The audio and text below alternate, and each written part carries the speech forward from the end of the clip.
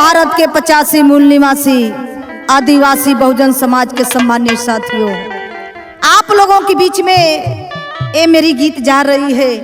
बहुत दिनों से आप लोग इंतजार कर रहे थे और फोन करके बात भी कर रहे थे कि आपका क्यों नहीं ये गीत आ रही है, क्या बात है, तबीयत ठीक ठाक है कि नहीं।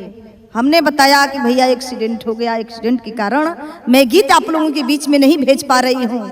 आप लोगों ने आ करके हॉस्पिटल में हमको साहस दिया, आशीर्वाद दिया, आप लोगों ने बहुत सहयोग किया। मैं आप लोगों को बहुत बहुत साधुवाद, सादर नमो बुद्धाय, जय भीम करती हूँ। एक गीत के सुनिएगा और इस चैनल को लाइक सब्सक्राइब जरूर करिएगा। आइए मैं बताना चाहती हूँ गीत के माध्यम से क्या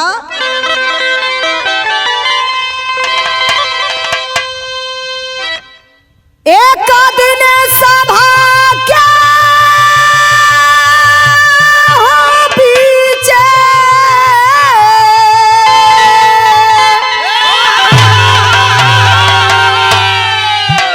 सबके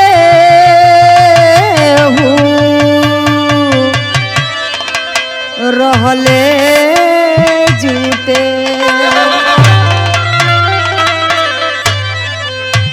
अचरज हम सुननी,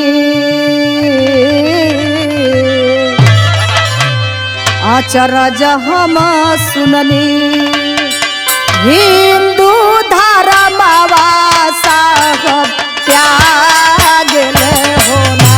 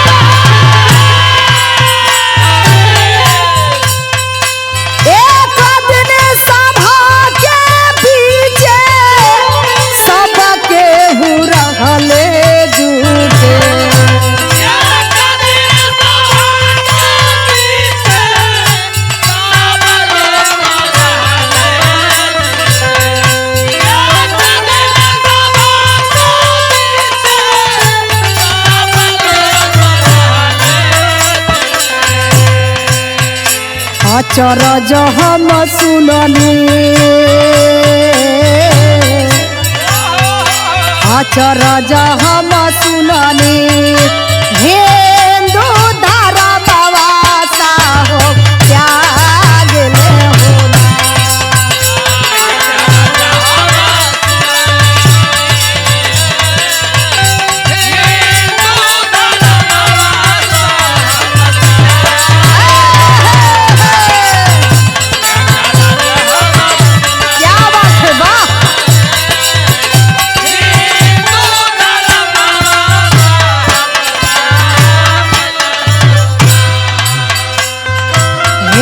धर्मवा साहब त्यागे ले होना।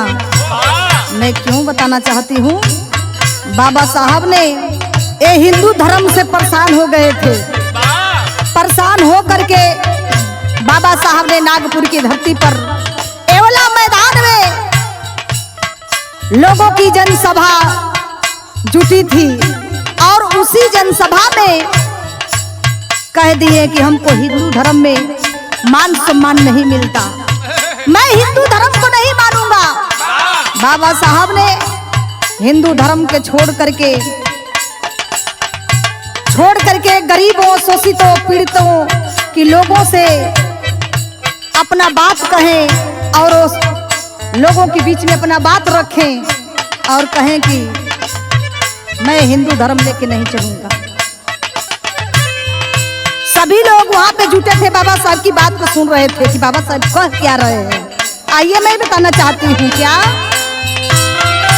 1935 रहले एवला पाए गानावा हो रहले।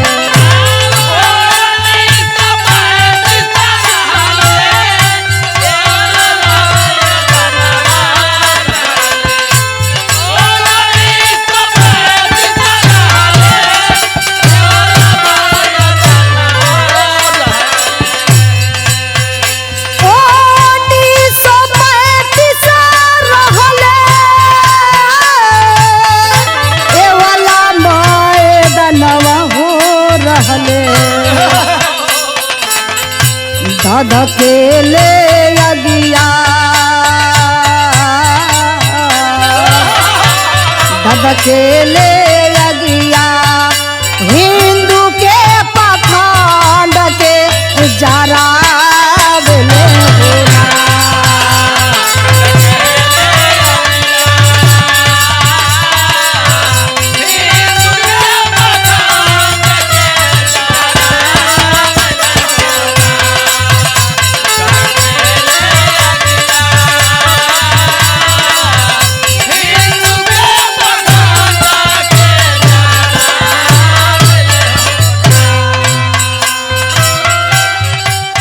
हिंदू के पखंड के जरावेले होना।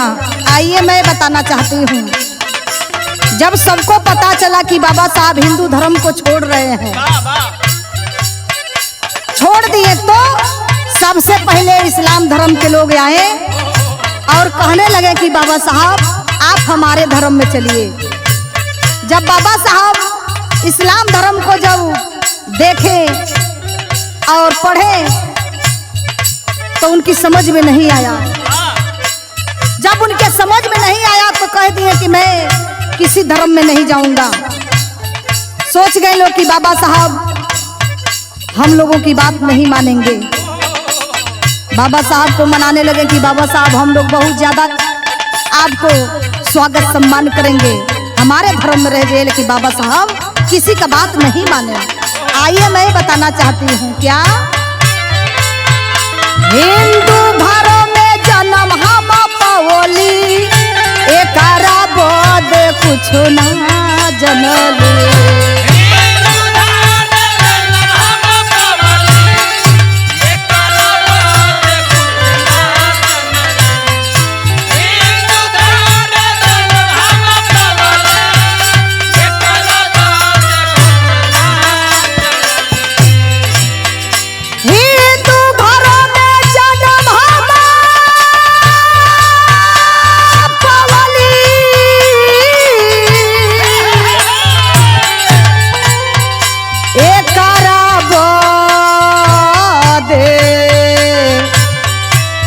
कुछ न हम जनले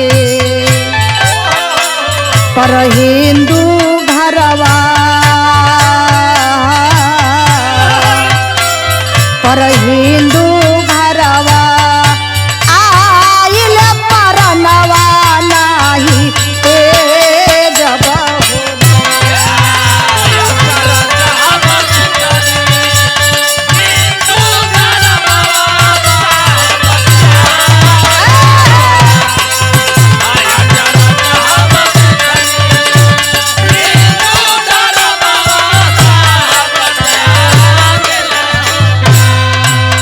बाबा साहब को लोग मना रहे हैं, लेकिन बाबा साहब सोच रहे हैं अपने मन में कि हमने हिंदू धर्म में जन्म ले लिया, ये मेरे बस की बात नहीं थी, लेकिन हिंदू धर्म में मरना मेरे बस की बात नहीं है। तब तक उसी बीच में ईसाई धर्म के लोग आए और कहने लगे कि बाबा साहब आप हमारे धर्म में हो जाइए, आप कहीं मत जाइए, बहुत ज्यादा आपका सम्मान करेंगे। बाबा साहब ने जब बाइबिल को पढ़े तो बाबा साहब के समझ में नहीं आया। तब बाबा साहब अंत में हजारों लाखों लोगों के साथ जाकर के नागपुर के धरती पर बौद्ध धर्म दीक्षा ले लिए और बहुजन समाज से कहे, संदेश दिए और कहे, समझाए कि मेरे भारत के 85 मूल निवासी बहुजन समाज के सम्मानित लोग, आप बौद्ध धर्म ले लीजिए, भारत को बौद्धमय बनाओ।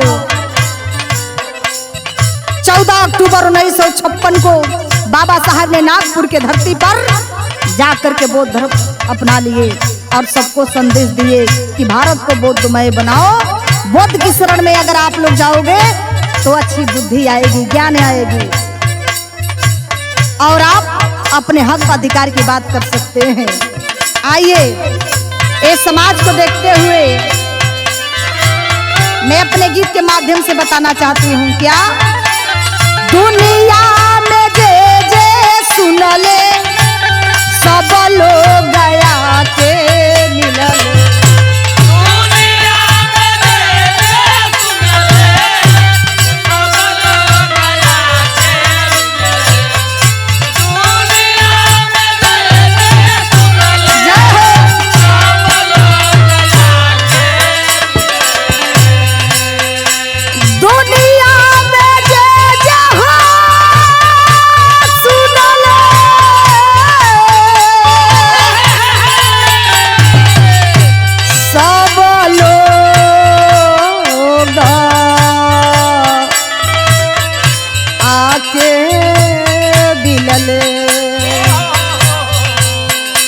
हम आखी देखली,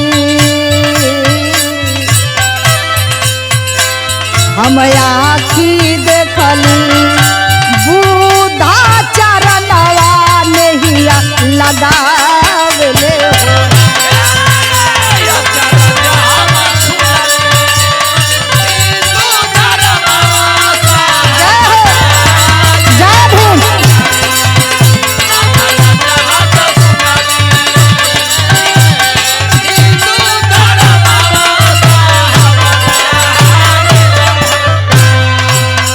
अचरज हम सुनली हिंदू धर्मवा साहब त्यागेल न होना। आज बहुजन समाज 33 करोड़ देवी देवता के लेके ढुवत हवन कि जीवन कुछ भी मिलल बा, ये 33 करोड़ की देवी देवता की देन से मिलल बा। उनकी देन से हमनी के पढ़ने का अधिकार मिलल, पहनने का अधिकार मिलल, समाज में चलने का अधिकार मिलल। अरे बाबा साहब जब ये हिंदू धर्म पर लात मार दिए, त्याग दिए, ए हमारे बहुजन समाज के बेटा और बेटी, हमारे पढ़े लिखे भाई बहन, ए बतिया के कब समझबा? बतिया को समझ लीजिए और समझने का प्रयास करिए कि बाबा साहब ने क्या कह करके गए, हम लोग क्या कह रहे हैं। आइए, मेरे गीत के लाइन संकेत दे रही है। बुद्धा के शरण में गईले, पंचशीला वचन निभवले।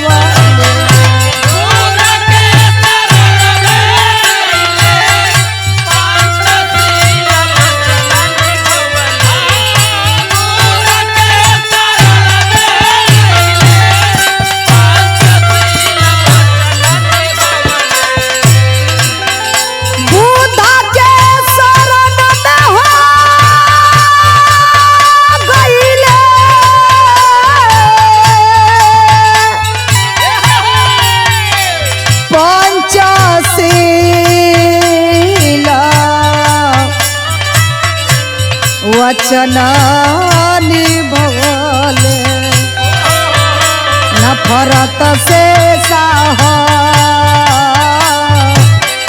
नफरत से साह, मुक्ति का दिलावा गुजार ले हो।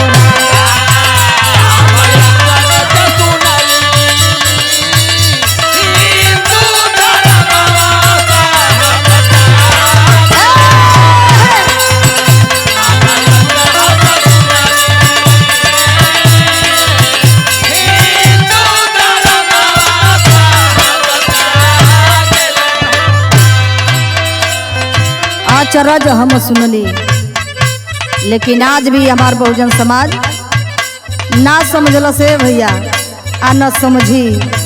समय आ गई, थोड़ी दिन और इंतजार बा। समय आ गई, कब समझियन? जब कुल ओर से डंडा बजे लगी, लात मुक्का चली, तब समझिए कि बाबा साहब क्या कह रहे थे। हम लोग नहीं समझ पाए। मानवर कांसी राम साहब चिल्लाते चिल्लाते रात रात भर जाग जाग करके जगाए, लेकिन उनकी भाषा को हम लोग नहीं पहचान पाए, उनकी बात को अमल नहीं कर पाए। आइए, कहते हैं, जिन्होंने फौज के सिपाही थे, माननीय गुलाबचंद सिपाही जी कहे कि जो मैं वर्दी पहना हूँ, 33 करोड़ देवी देवताओं की देन नहीं है, ये परम पूज्य बोधि से डॉक्टर BR अम्बेडकर की देन है कि मैं आज फौजी बना हूँ और मैं पिस्टल खोस कर चलता हूँ और बेल्ट लगाया हूँ। जिस समय कमर में झाड़ुआ बांधा जाता था, बाबा साहब झाड़ुआ हटा करके बेल्ट लगाने का अधिकार दिए। जो टाई में गगरिया बांधी जाती थी, उस गगरी को हटा करके बाबा साहब ने बेल्ट टाई लगवा दिए। आज हमारे बच्चे मोजे जूते टाई बेल्ट में जब विद्यालय जाते हैं तो कितनी अच्छा लगता है कि बारे हमारे महामानो, आपने वो हौसला दिया है कि मैं आपकी हौसला को मैं नहीं समझ पाया। मैं आपको कितना निवेदन करूं, अभी कम है। आइए, आखिरी लाइन में गुलाबचंद सिपाही जी कहते हैं क्या? लिखते गुलाबो चंद गावेली सुनीता चंद। लिखते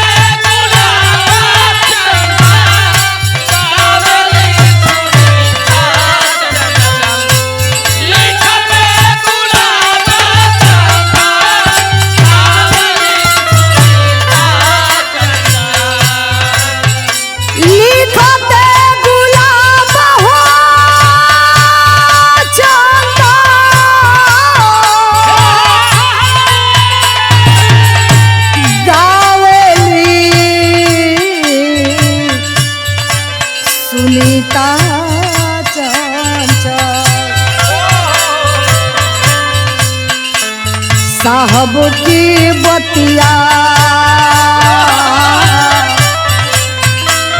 साहब की बतिया गाई गाई बहुजन के सुनावेली हो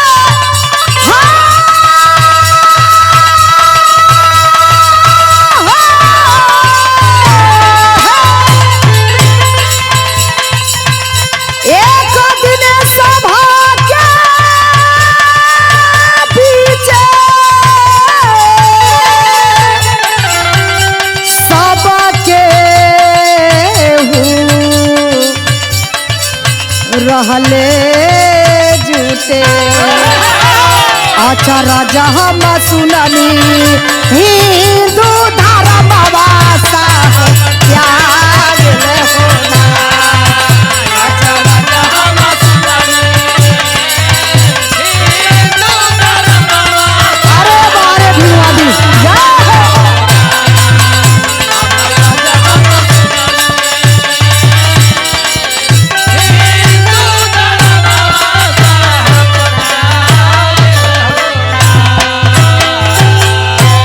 सादर नमो बुद्धाय जय भीम।